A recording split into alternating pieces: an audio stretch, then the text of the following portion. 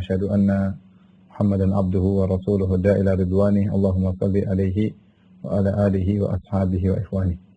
Para ikhwan dan akhwat yang dirahmati Allah Subhanahu wa taala, Bapak dan Ibu-ibu, para pemirsa, kita melanjutkan bahasan kita dari kitab Sahih Bukhari masih dalam kitab Mawaqitus Shalat, tentang kitab mengenai waktu-waktu salat. Pada pertemuan lalu telah kita bahas tentang waktu salat zuhur, ya. Dan sekarang juga masih berkaitan dengan waktu salat zuhur. Kata Imam Al-Bukhari rahimahullah taala, babu ta'khiriz zuhri ila al-'asr. Bab menunda salat zuhur hingga menjelang salat asar, ya. Imam Al-Bukhari berkata rahimahullah, qala haddatsana Abu Nu'man qala haddatsana Hammad wa huwa ibnu Zaid an Amr bin Dinar an Jabir bin Zaid an Ibni Abbas. Jabir bin Zaid inilah Abu Sya'tha, ya.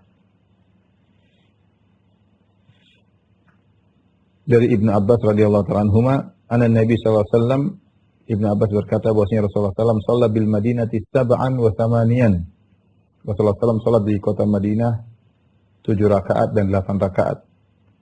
Zuhur wal asar wal maghrib wal isya. Maksudnya 7 rakaat itu Rasulullah sallallahu salat menjamak maghrib dan isya. Dan tamanian Rasulullah sallallahu salat 8 rakaat, maksudnya salat menjamak zuhur dan asar. Faqala Ayyub, maka Ayyub As-Sikhtiyani ketika mendengar hadis ini dia bertanya kepada sang perawi yaitu Jabir bin Zaid Abu Sya'tha. Kata Ayyub As-Sikhtiyani, la'allahu fi lailatin matirah.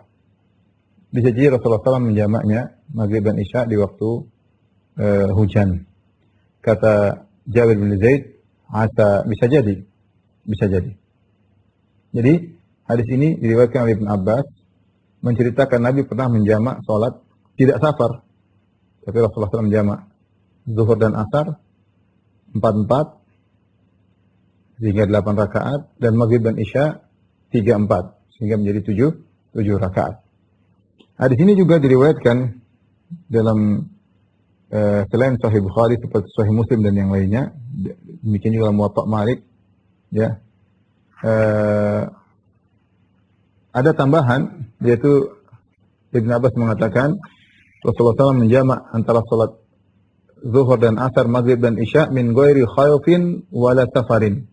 Itu Rasulullah menjamak tanpa khauf, bukan karena ada ketakutan, wala safarin, dan juga bukan sedang bersafar.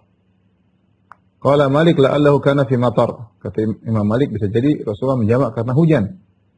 Akan tapi diriwayatkan oleh Imam Muslim dan Ashabus Sunan dari jalur yang lain dari Sa'id bin Jubair dengan lafal min ghairi khaifin wala matarin, bahwasanya Rasulullah SAW menjamak di kota Madinah tersebut tanpa karena sebab takut atau tanpa sebab hujan. Jadi perhatikan di sini. Rasulullah SAW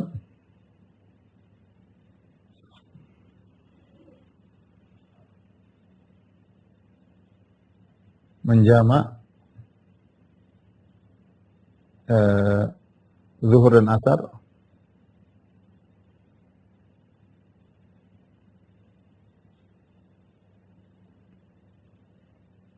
kemudian maghrib dan isya.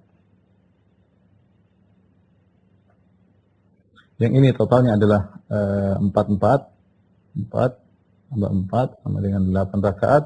Ini 3 tambah 4 sama dengan 7 rakaat. Ya. 7 rakaat. Dalam hadis dalam Muwatta' Malik, ya, yaitu min ghairi, ini semua dilakukan, ya, tanpa min ghairi, tanpa safar, tanpa khauf, takut. Dan dalam riwayat yang lain tanpa matar, tanpa hujan. Tanpa hujan. Jadi Rasulullah SAW menjamak tidak sedang safar, tanpa takut, tanpa sebab hujan. Sehingga kita ketahui bahwasanya tiga perkara ini merupakan sebab-sebab bolehnya jamak. Menjamak. Dari sini kita tahu juga bahwasanya tidak disyaratkan jamak harus safar, ya. Safar bisa menyebabkan jamak, tetapi bukan syarat bahwasanya seorang menjamak harus safar. Yang disunahkan ketika safar adalah mengqasar, ya. Kemudian dalam riwayat yang lain Ibnu Abbas ditanya, kenapa Nabi melakukan tersebut? Kata Ibnu Abbas radhiyallahu taala anhuma li alla yuhrija ummatahu. Qala Ibnu Abbas ketika ditanya, ini hadis riwayat Ibnu Abbas. Ini adalah hadis Ibnu Abbas. Hadis riwayat Ibnu Abbas radhiyallahu taala anhuma. Ibnu Abbas ketika ditanya, terus sebabnya apa? Kata Ibnu Abbas, qala Ibnu Abbas li alla yuhrija ummatahu, agar tidak menyusahkan umatnya.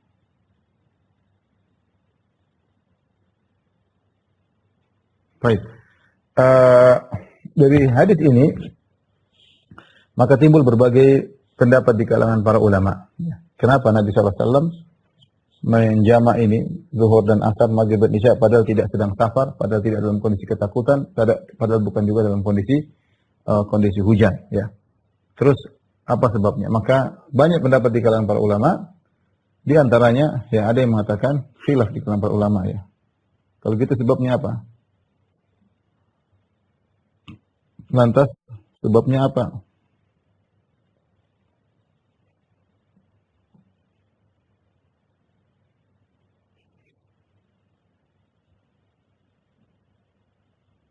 Khilaf di kalangan para ulama. Ada banyak pendapat, tapi kita sebutkan beberapa di antaranya. Ada yang mengatakan bahwasanya pasti ada sesuatu yang mendesak, sakit atau yang lainnya. Pasti ada sebab yang mendesak. Ya, meski tidak disebutkan. Meski tidak disebutkan. Kenapa mereka mengatakan demikian? Karena hukum asal seorang tidak boleh sholat di luar waktu. Karena hukum asal, ya, hukum asal tidak boleh sholat di luar waktu.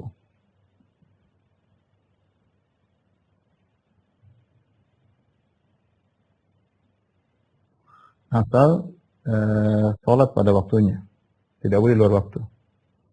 Allah berfirman, sebagaimana kita telah sebutkan di awal pembahasan kita, di awal pembahasan tentang waktu-waktu sholat.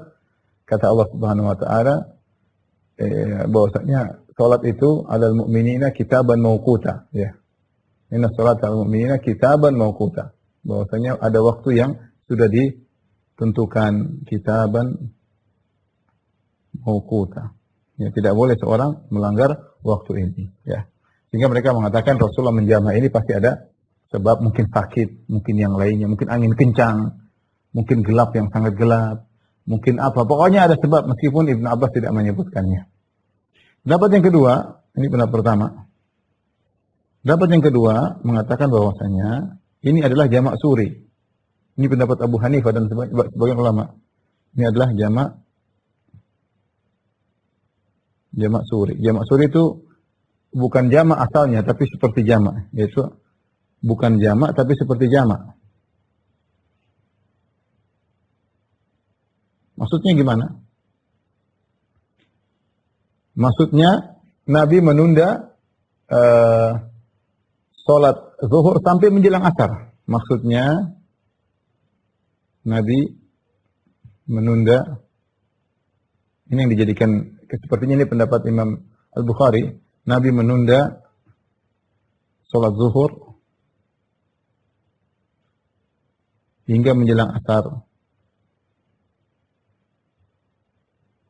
Menjelang asar, lalu lanjut asar. Nah, orang yang melihat seperti menjamak, padahal Nabi tidak menjamak, Nabi sholat pada waktunya. Ya misalnya, ya, kita bilang zuhur jam 12, asar jam 3. Maka Nabi sholat zuhurnya jam 3 kurang 5. 3 kurang 5, begitu selesai sholat zuhur, langsung sholat asar. Karena sudah masuk dalam waktu sholat asar. Ya, Nabi menunda sholat zuhur hingga menjelang asar. Demikian juga, Nabi menunda maghrib hingga menjelang isya.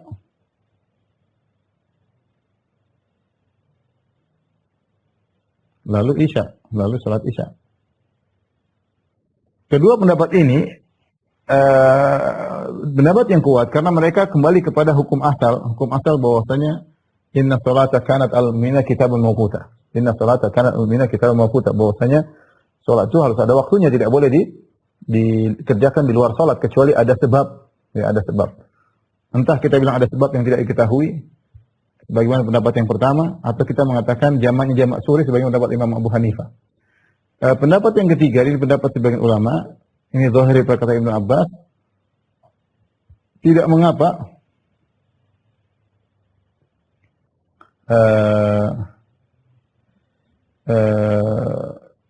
jamak secara mutlak kalau ada hajat, jika ada keperluan. Jika ada keperluan, dengan syarat bukan kebiasaan. Tidak dijadikan kebiasaan.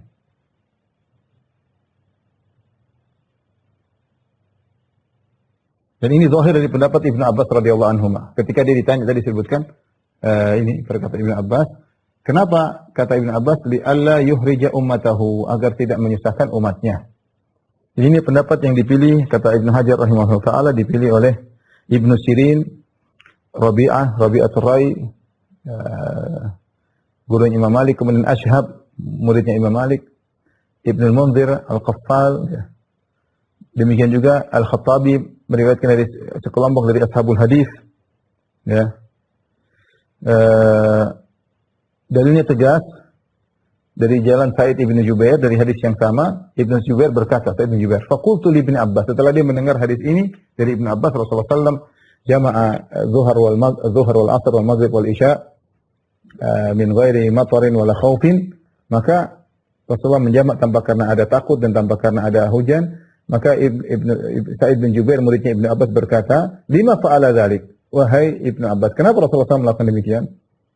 Qala arada alla yuhrija ahadan min ummatihi, ya, yaitu Rasulullah SAW tidak ingin merepotkan seorang pun dari umatnya. Dan saya milih pendapat ini pendapat yang lebih kuat bi'idznillah ta'ala, ya. Bi'idznillah ta'ala. Karena kalau kita memilih pendapat kedua yang dikatakan jamak suri, berarti harusnya boleh dong menjamak antara asar dan maghrib. Caranya gimana? Asarnya dikerjakan menjelang maghrib, baru kemudian maghrib. Tapi sepakat tidak boleh dikerjakan. Demikian juga boleh dong kita mengerjakan menurut mazhab Syafi'i misalnya antara isya dengan subuh. Bagaimana caranya kita mengerjakan isya di penghujung menjelang subuh baru lanjut dengan subuh. Namun tidak ada yang berpendapat demikian. Tidak boleh hadis ini dipraktekkan pada asar dan maghrib yang tidak bisa dijamak. Demikian juga isya dan subuh yang tidak bisa dijamak. Tapi kalau maksudnya jamak suri berarti bisa dipraktekkan. Oleh karenanya pendapat yang mengatakan ini jamak suri hanya masalah mengakhirkan tidak pas. Karena hanya berkaitan dengan zuhur dan asar, maghrib dan isya. Dua salat yang bisa dijamak. Ini menunjukkan bahwasanya pelaksanaan yang dilakukan oleh Nabi bukan pada mengakhirkan, tapi memang kedua salat dikerjakan pada salah satu waktu. Entah jamak takdim, entah jamak takhir. Entah jamak takdim, entah jamak takhir. Adapun pendapat pertama, ini adalah sebab yang mendesak. Kita bilang ya ini mungkin sama ya, mirip-mirip dengan pendapat ketiga, yaitu bahwasanya agar tidak merepotkan umatnya, ya. Jadi jika kita ada suatu keperluan, kita boleh menjamak, ya. Kita boleh menjamak. Jadi bolehnya jamak tidak dibatasi karena khauf, karena takut, karena hujan, karena sakit, tidak mesti itu. Apapun hajah, keperluan, kalau memang seorang perlu menjamak sesekali, tidak jadi masalah agar tidak merepotkan umat Nabi Shallallahu Alaihi Wasallam. Baik, ini bahasa yang pertama.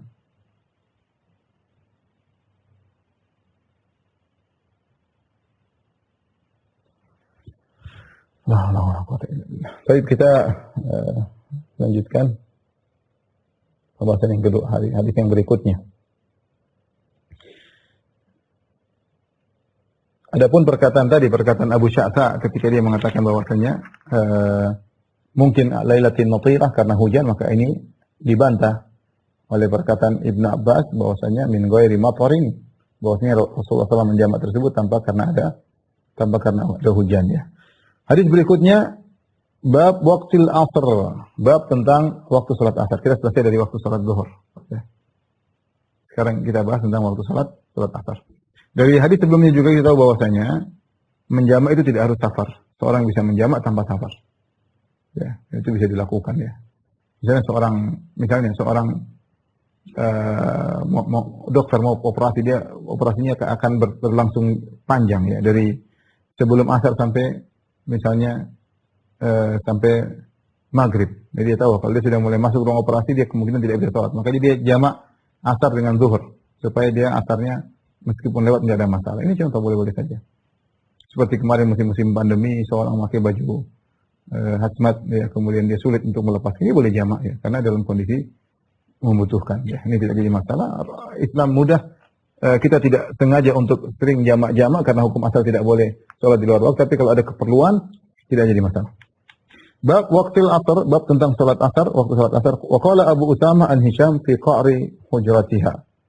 Ya, berkata Abu Usamah dari Hisham fi qa'ri hujratiha, itu di bagian tengah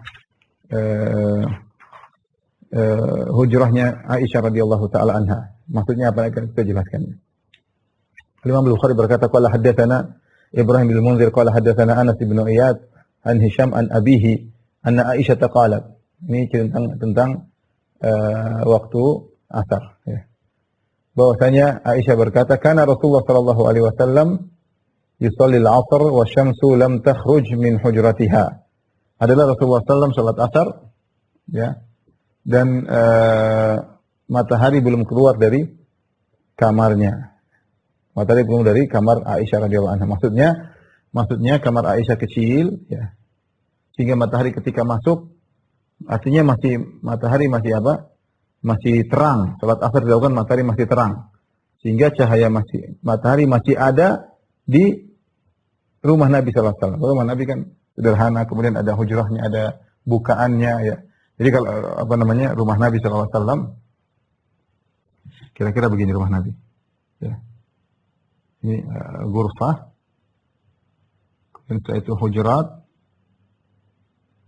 Ya, baru kemudian sambung Masjid Nabawi.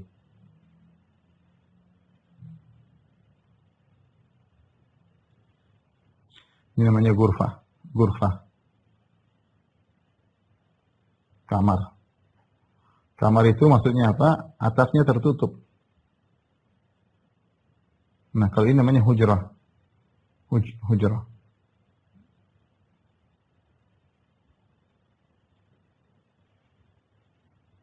Itu tidak ada atapnya, sehingga ketika sholat asar matahari di sini misalnya, ya, matahari masih di sini ya, misalnya ini adalah utara, timur ya. Maka matahari misalnya masih di sebelah sini. Akhirnya, maksudnya kata Aisyah, cahaya masih ada dalam hujrah. Masih kelihatan cahaya di sini, belum keluar. Apa maksudnya? Maksudnya, intinya, salat asar dikerjakan, intinya adalah di awal waktu. Intinya, maksudnya, Nabi salat asar, sallallahu alaihi wasallam, di awal waktu. Sampai-sampai matahari masih masuk di dalam kamar. Matahari masuk dalam kamar. Seandainya matahari sudah di bawah sini, seandainya matahari di sini, maka cahayanya sudah keluar kamar. Cahaya keluar kamar.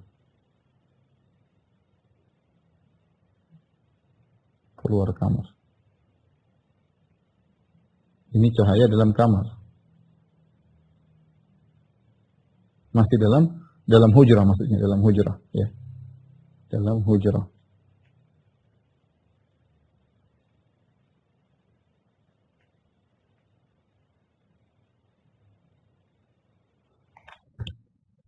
Jadi inilah waktu salat asar Nabi kerjakan ini ya. Jadi di awal waktu, maksudnya Nabi kerjakan di awal waktu. Ini maksud dari hadis-hadis yang kita sebutkan. Makanya di sini disebutkan Aisyah berkata, karena Rasulullah SAW yusalli al-asr wa syamsu lam takhruj min hujratiha.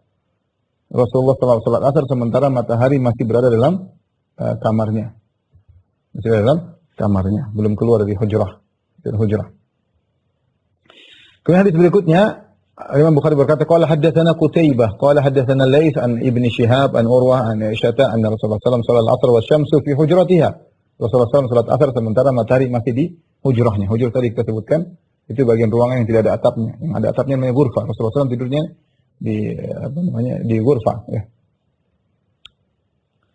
Lam yadhharil fai' min hujratiha. Belum kelihatan bayangan di hujrahnya ya. Maksudnya hujrahnya yang kecil tersebut masih dipenuhi oleh cahaya matahari. Artinya Rasulullah SAW salat asar di awal waktu. Kemudian juga Imam Bukhari berkata, qala hadatsana Abu Nuaim qala akhbarana Ibnu Uyainah an Az-Zuhri an Urwa an Aisyah qalat kana Nabi sallallahu alaihi wasallam salat al-'asr wa syamsu tali'atun fi hujratihi lam yadhharil fai'u ba'd. Rasulullah salat asar sementara matahari masih naik, masih masuk di hujrahku, belum kelihatan bayangan sama sekali. Ya. Belum. Wa qala Malik wa Yahya bin Sa'id wa Syu'aib wa Ibnu Abi Hafsah wa syamsu qabla an tadhhar. Ya. Yaitu matahari masih di situ, belum keluar dari kamarnya. Itu wasyamsu fi hujratihi, maksudnya masih tersisa di kamarnya. Ini adalah kondisi Nabi menunjukkan beliau salat asar di awal waktu. Sebagaimana pernah kita jelaskan dalam kajian yang lain, waktu salat asar dalam hadis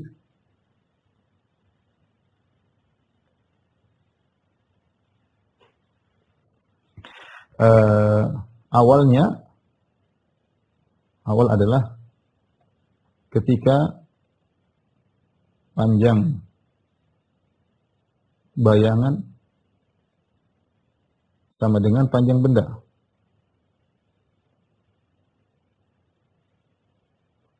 Waktu utama berakhir ketika panjang bayangan sama dengan 2 kali panjang benda. Kemudian waktu darurat atau akhir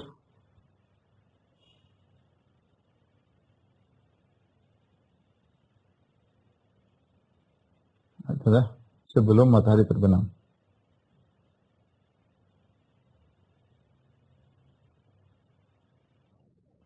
Ini secara umum seperti itu ya. Jadi sering saya sampaikan, misalnya ini adalah benda ya.